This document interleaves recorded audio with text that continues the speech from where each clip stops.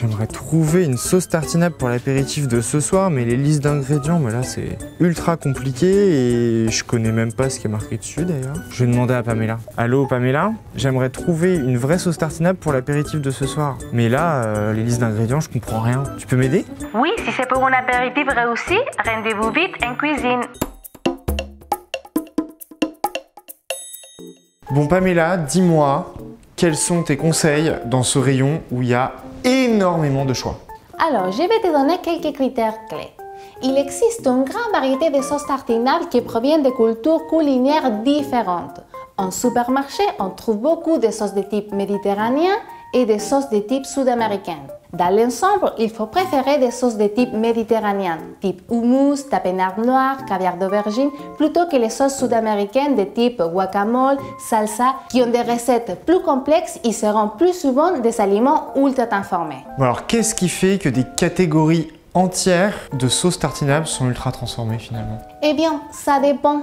Il y a des catégories de sauces qui contiennent des produits d'origine animale, par exemple, et pour des raisons de conservation, ces sauces sont très souvent ultra transformées.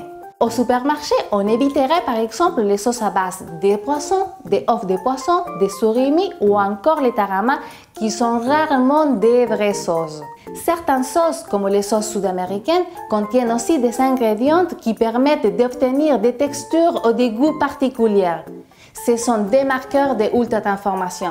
Est-ce que tu as des exemples d'ingrédients ultra transformés qu'on va retrouver facilement dans ce rayon des sauces? Il y en a beaucoup. On trouve très souvent dans les sauces tartinables des graisses raffinées, des extraits et des arômes. C'est pour ça qu'il faut mieux chercher des sauces qui contiennent des huiles extra vierges à base de légumes ou à base de légumineuses. Dans certaines catégories de sauces, il faut aussi essayer d'éviter les additifs sorbate de potassium, gomme de santan, benzoate de sodium. Parfois, sur les étiquettes, ils seront simplement écrits sous les formes E et en chiffres. En cas de doute, il est toujours possible de scanner un produit sur l'application SIGA. Elle est là pour ça. Donc, quelques conseils pour choisir des vrais tartinables. Les sauces méditerranéennes, qui sont à base de légumes, des légumineuses, des huiles extra vierges, sont plus souvent des vrais produits. Par contre, les sauces aux recettes compliquées, salsa mexicaine par exemple, ou celles qui contiennent des produits de la mer, ont plus de risques d'être ultra transformés. Évitez ce qui contient des graisses raffinées, des extraits et arômes, ou des ingrédients dont vous ne comprenez pas les noms. En suivant tous ces conseils, vous trouverez des bons et des vraies recettes de sauces à tartiner pour varier vos apéritifs et vos préparations. Et d'ailleurs, c'est l'heure de l'apéro, non?